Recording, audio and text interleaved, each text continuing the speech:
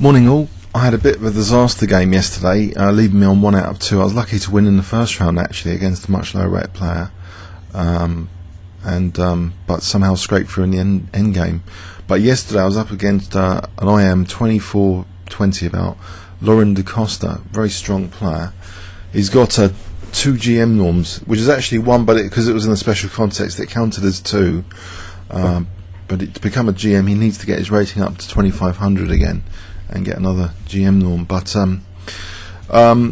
the preparation video I did is fundamentally flawed yesterday, I think, because he was totally aware of the loss that I had found, the recent loss against this GM and I wanted to play the Leningrad Dutch because I have played the Leningrad Dutch before, so I thought it ticked 2 boxes. An opening I have played before with some success, Leningrad Dutch.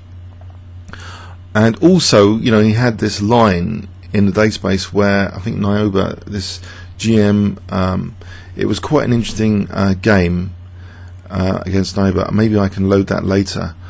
But after d4, he didn't really let me play the Leningrad Dutch because he played a surprise weapon, Bishop G5. And so the whole spin on preparation, you know, maybe preparation should just be seen as preparation for psychological war, basically, because now I'm very, very uncomfortable already on move 2 because I haven't really checked the lines of this at all. And I was aware of G6 losing in last year's British Championship, and he was aware of that game where Thomas Rendell was black as usual, playing the Dutch against, I think, Gawain Jones. And he got murdered, absolutely murdered. You know, Gawain castled queenside later. It was a bit of a nightmare game because it was difficult to see where black had gone wrong, and so I wasn't that keen to play G6. So already I'm on a psychological back foot on move 2, and actually it's a respectable system. It's not just one of those dangerous weapons which are a bit dodgy. This is like totally sound, and actually the statistics on Bishop G5 at ChessGames.com are very favourable for white, especially in the line I played. If people have access to ChessGames.com during over the ball games, they'd be much better, I think, in the opening for avoiding difficult to play positions, at least, because the stats are absolutely horrendous for what I played, which is knight f6. So I'm inviting double pawns. And discussing this on ChessCube last night, a lot of people were saying the YouTube GM, Danielson, I think, says to avoid this double pawns. Whatever you do, avoid the double pawns. So I've gone into a total disaster scenario already, basically, at move 2, and I've just made it worse. But apparently someone was reassuring me that it's all book up until the 7th move. So e3, and I was seriously contemplating just losing a pawn here now with f4. Which, funny enough, I glimpsed Houdini liking for a moment last night, and I wonder if it's ever been played before, just f4 here, to try and immediately break up white's pawn structure. If we increase the number of lines, no, it's not showing up here. It was just a glimmer. I thought I saw the engine suggest f4, improvising f4, but okay, maybe not. Get these 2 lines a bit higher. No, so what I'm playing is a strategic disaster, and I know that because I actually played Thomas Rendell in a 5-minute tournament. I completely smashed him with Bishop G5. Well, not completely, but I had a really comfortable game with a D5 strategy, because all you do is fin check the bishop and put more and more pressure on D5, and I was completely aware of this plan as white. And yet, I thought it was the only plan because I don't know what else I'm doing here. But there are some interesting moves in ChessGames.com, like Queen E7's being played about 3 times, with obviously the idea of F4 and G6 actually, and Bishop A6 H6 is putting pressure on E3. So that's a very interesting idea. If I was ever to repeat this, or if you accidentally got this position, maybe you can punt this, I don't know, but otherwise it looks to be a terrible position. And D5 is basically constructing a centre to be completely blown up, hypermodern style, putting more and more pressure it's sort of accelerated hypermodern, because it's really fractured this structure. Brilliant blockade square for a knight, all the makings of a total strategic crush, and I'm completely aware of that. However, also, not only is my preparation a total disaster for this game, the length of the game, I'm finding resources which, actually, I'm coming to think about it more, that are not really even matched with the pawn structure that I get. So I get a very exotic pawn structure pretty soon, including G5, believe it or not. So I play D5, knowing that I'm going to be absolutely slaughtered on D5 pretty soon, and the slaughtering starts with C4. Of course, I don't want to open the diagonal. So C6, constructing, knowing I'm going to be absolutely slayed. Knight C3. I thought, hold on a sec, okay, there's a gambit idea here. If I play bishop E6 and he carries on with queen B3, maybe I can gambit this with some play, some active play. So that was my first little glimmer of hope in this game. So I play bishop E6, he plays queen B3, and I try for this gambit. Of course, he doesn't accept the gambit. What he does do is fix the pawn on D5, actually. And I think there might be a game at ChessGames.com with D takes C4 here. Maybe D takes C4 is actually good in the circumstances, in this position. Actually, as white, instead of knight D7 here, queen D7, queen B6. He was looking at queen B6 actually for a long time. We did go over the game after. So queen B6. So how does white get the advantage? Maybe takes, no, not that move. Queen takes B6, A takes CD. So say CD, actually bishop F7 is given. Interesting, just the sack a pawn. That's interesting. But say CD, and it's pretty horrendous. D5 is basically a losing structural weakness, let alone double pawns. The only sort of return trump card is this bishop, dark square bishop, but it really hasn't got much scope. So this isn't that hot, to say the least. So let's go back anyway. The gambit was refused, and instead I have a fixed weakness on D5. Knight G2, so the cruel knight's going to come to F4. Also, maybe, you know, knight G3 and bishop D3 if he wants to target that, but I suppose I've always got G6.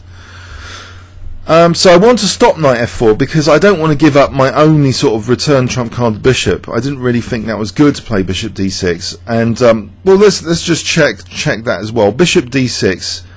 There's also knight B5s to factor in, but say or even knight takes D5 actually.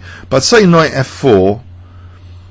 Actually, maybe this doesn't seem to be as bad as it might intuitively appear, because here white has one less knight actually, which is really good sigh of relief. One less knight, and it's a miserable position. This bishop's very passive. In fact, white is probably still clearly better here. Forget this. So that's a nightmare scenario as well. So maybe G5 is an interesting try. Now the pawn structure here, the leaning of the pawn structure is actually on the king side for things like H5, H4 and F4. That's the real leaning of the pawn structure. And I don't know, often one has games where I think Jeremy Silman's mentioned this. You look at your pawn structure first to see the direction of resources. I think that's right, especially during a long game. There's tons of time to find lots and lots of resources and forcing moves and all the other stuff. But maybe, just maybe, the pawn structure, you know, provides natural kind of thematic breaks. Say F4, and leaving, say, a pawn here, a pawn here, a pawn here, a pawn here, would be like diced pawn chain, even if white was a pawn up. So F4 might be a strategic break, because also the trump card of the dark square bishop might be enhanced. So given that, I should probably be spending a long time in terms of finding resources to make sure I can play F4 at some point, or make it as good as possible. For example, H5, H4, then takes, then F4 later, and then, you know, maybe there's things like bishop H6. So even though white would be a pawn up, but at the moment the knight's keeping F4 under lock and key. But that's about to change. I reinforce D5. bishop g2, and I play a seemingly nifty move king f7 to make sure my bishop's protected, but d5 is still being kind of, you know, pressured. At least I've stopped knight f4. Now in this point I thought I was doing okay, but it is still about half a pawn advantage to white technically. In fact, h4 is a dangerous move here, because there's also, well, after his next move he unveils possibilities, actually a lot of possibilities, but h4 is actually given as a good move. The position is actually very shaky, and basically I knew this strategy would be easy to play, dead simple to play for white. In fact, browsing around the boards, I noticed also GM Aaron Sumskull had a very clear-cut positional type clear positional targets. I think it would be interesting to go over some of those games of the round where there were clear structural targets, because they're neat, you know, they're positioning neat games. So white's just simply ganging up on d5, and it is neat, I mean, you got to say, but this next move is super neat. Although this knight has been deprived access to f4, it can still try and get onto these dark squares. I wonder if you can guess this next positional move if I give you 10 seconds. So I've given you the clue. How does white do a very dangerous knight maneuver for black? So 10 seconds starting from now.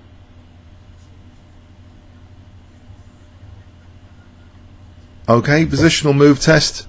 Knight c1, and you can also do things like knight e1. I've seen in some games this morning with some other player. Knight e1. These stumbling knight retreats plunge forward the knight eventually. From d3 it eyes these squares, and if it's eyeing e5, then h4 hg is more effective because then it will actually get into e5. Now, if it gets to c5 and I'm forced to take, then there'll be a frontal attack pressure on d5. So that's why this knight maneuver is actually very destructive. It's an already difficult position for black, but the last thing I need is a frontal attack on d5. Now here, as Hitchhiker's Guide to the Galaxy warns against, the idea of not panicking, is useful not to panic, and just bear in mind actually one's pawn structure sort of DNA, that basically still h5, h4 and f4 are still possibly the only ways to try and play this position. Even if f4 is costing a pawn, it would fragment white's pawn structure and possibly liberate this dark square bishop a little bit more, if the pawn structure was diced. So that's where the resources should be found. Now, what was putting me off f4 was a counter nifty resource of white playing f5 to decoy the bishop and then taking on d5. So it would actually become kind of not only a pawn sack, but allowing a return pawn sack to win a centre pawn, and that's what I didn't like. But actually that will probably be the way to play, and I wonder if I can demonstrate that. But there's two ways of trying to demonstrate the idea of f4. One is h5, h4 first, and the other is f4 immediately, now that the knight's come off f4.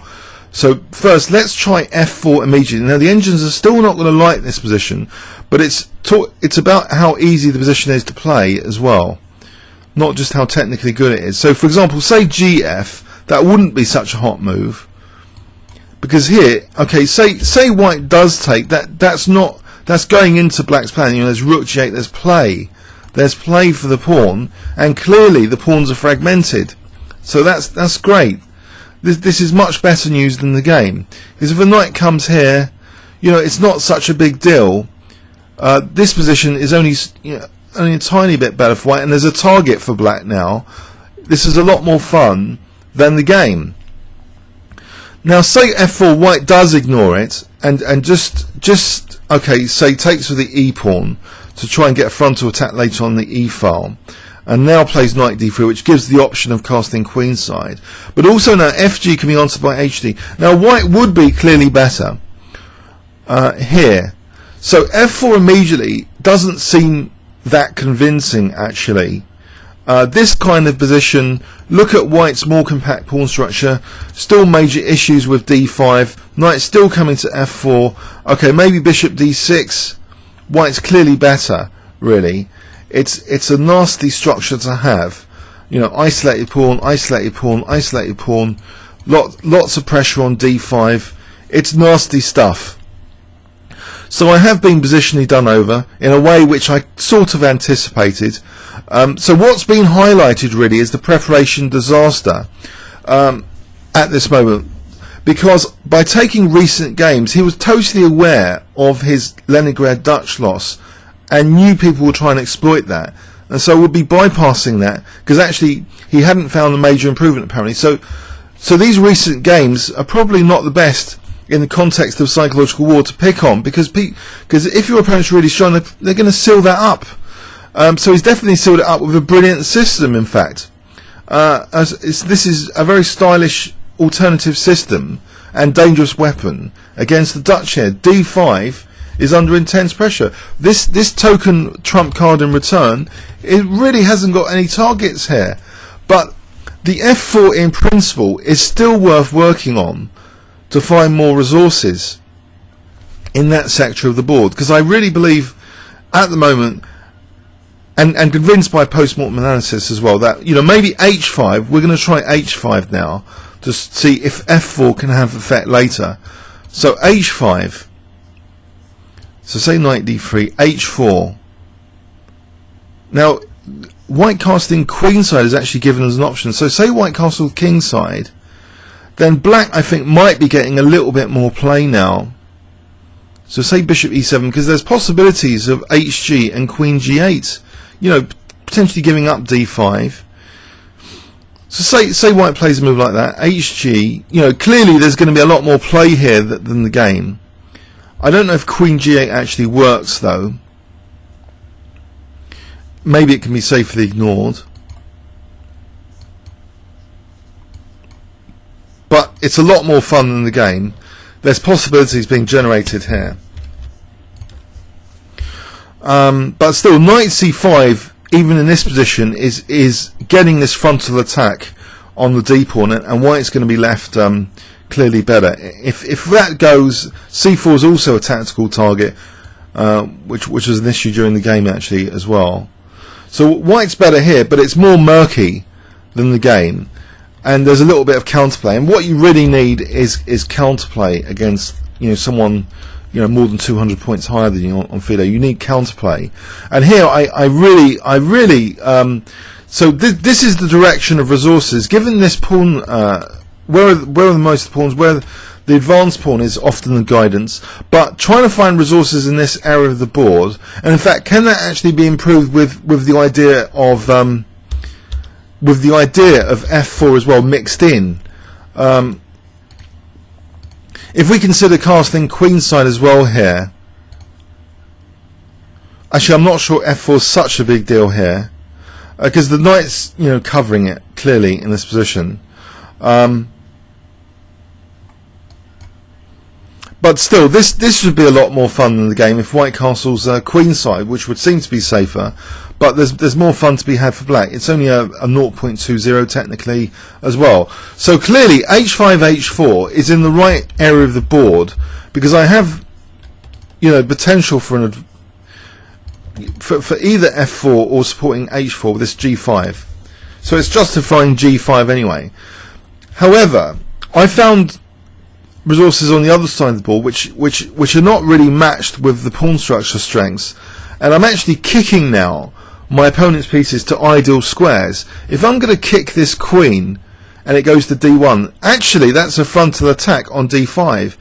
It reminds me of Alekhine's queen d8, was powerful in the Roy Lopez as black, because sometimes black wants to get back on d5 or d4, and the queen retreat to d1 is often a strategic retreat. So we've got two major strategic retreats. One I'm basically forcing the opponent to play, queen d1. The other one was crafted, knight c1. And these strategic retreats are to plunge forward into key central squares later. And queen d1's no different really from knight c1. These key central squares are really heavily being focused on c5 and d5, particularly d5 of course. So knight d3, introducing venomous possibilities of knight c5. So I'm kick my opponent's queen to an ideal spot where knight c5 is now enhanced, because there'll be a queen frontal attack if I ever take on c5. And now I make things even worse. I put more tactical liabilities to do with d5. I put a knight on c4, basically encouraging rook c1s later. But first, no, I misplaced my queen as well. But by this stage, I'm actually very depressed with my position. I sense the position's crumbling, actually. And I'm also just worried about b3, just using the A file. I'm worried about things like that. So I try and discourage b3. I think black's on the way out here. It's the position's actually literally crumbling. You can tell from the evaluation crawling up and up here, the position's actually in a crumbling state. Just from these seemingly backward developing moves like knight c1 and queen d1, these key central squares are under intense scrutiny. It's subtle positional play, leading to a position I'm virtually crumbling. But, you know, queen d7, a3 is given as a move which seems to give some hope. In fact, I was soon to play a3, but first I played yet another disaster move. I think queen d7, yes, is to be absolutely preferred, but still white's better. You know, queen e2, sticks a rook and then plays knight c5 maybe. So say h5, let's demonstrate that. Rook d1 and a knight c5 is going to be dangerous. So let's say rook c8. Not so convincing on the evaluation, only slightly better for white. So this is holding the fort actually securely, d5 and c5, which I should have really considered. You know, if there's great intensity on these squares, then these are the squares to try and passively defend, d5 and c5. But so the move in retrospect is not holding up d5 that I played. But let's just say this happens. b3.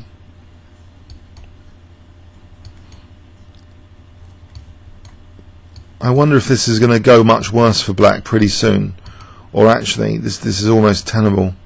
This position might be somehow tenable. I'm not sure from the evaluation. It doesn't seem that convincing, but white has a solid positional advantage, approaching 0.60 here technically. It's easier to play for white. He's going to control the c file. This bishop's, you know, dead bishop compared to this bishop. But I don't know, with h4, I don't know if there's some cheapos there.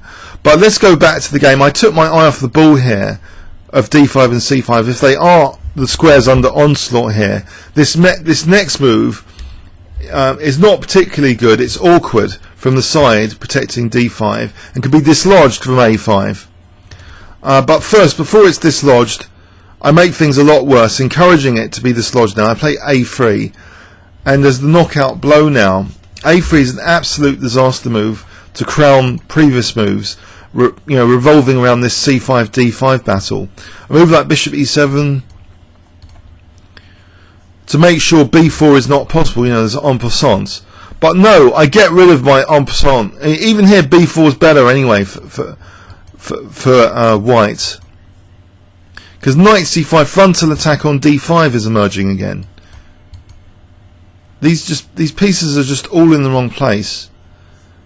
If I'm having to get into this looks horrendous. Knight takes d5. When d5 falls, also the king's slightly exposed on the diagonal. So it's a total, you know, nightmare positionally. But I make things a lot worse by actually encouraging b4 without a tempo, without the en passant option. So now after queen d8, finally this vicious knight c5. So the queen's ideally placed for this frontal attack. If I don't take, it's a disaster. If I play anything else, it's a disaster. You know, b6, just knight e6 and then bishop d5. It's gone. The position's totally been dismantled, with d5 being the major issue highlighted. I just think it's totally lost, this position. I tokenly play knight b2, hoping, you know, maybe for a moment he'd have to sack the exchange if he wants rook d1. I was expecting maybe check, optimistically, but actually he just plays queen d4. And d5's going to drop, and in the light of this, then f6 is going to be a target after knight d5, unless I want to take here and then lose this pawn as well, and face two connected pass pawns here. I didn't really fancy that. I thought, I'll quit here while material's still equal. So I resigned here at move 20. So this is how not to prepare. Don't take the opponent's last games from the FIDE.com website. If the opponent's strong, they would have either found improvements or just be bypassing that system, because it's a psychological war to get the opponent as uncomfortable as possible and to make sure you're not playing on your weaknesses or bad lines. So today, whatever I do today, I'm hoping to get a reasonable position from the opening today. I'm against the lower rated player today, and if I win, I'll be on 2 out of 3. If I lose, I'll be gutted, of course, but it's all experience anyway. So I hope you got something from this game. I think I did, like how not to prepare using the latest games of an opponent. The opponent's really strong anyway, but you know, I didn't lose many FIDE points, and it was a good experience for how not to play. And also, the direction of where to find resources, you know, is important, because there's a lot of time to find resources in the one-day games. Very, very serious games. You find a lot of interesting stuff, but I think it's got to be based somehow on the advantages of the pawn structure, where the pawn structure implies there are opportunities. So to try and really work out those opportunities based on the pawn structure. So you end up playing more thematically, I think, because if you identify you've got a certain pawn structure and you play with it, then your play looks more correct based on pawn structure. But here it was just incorrect, the queen side play. Let's do a quick overview and summary. It was incorrect play on the queen side, and actually I was, by some forcing moves, I think we need to downplay forcing moves as well, because sometimes you're driving the opponent's pieces to just ideal locations, and I really was. Even though this is a retreat, it's just a strategic retreat, eyeing up d5. So we've got these 2 squares under great scrutiny, and all it needs is some bad moves to further or not take care of these squares. It's nearly gone anyway with this double pawn structure, this position. And now it's just totally, it's on its way out. It's just totally dismantled here. Comments or questions on YouTube? Thanks very much.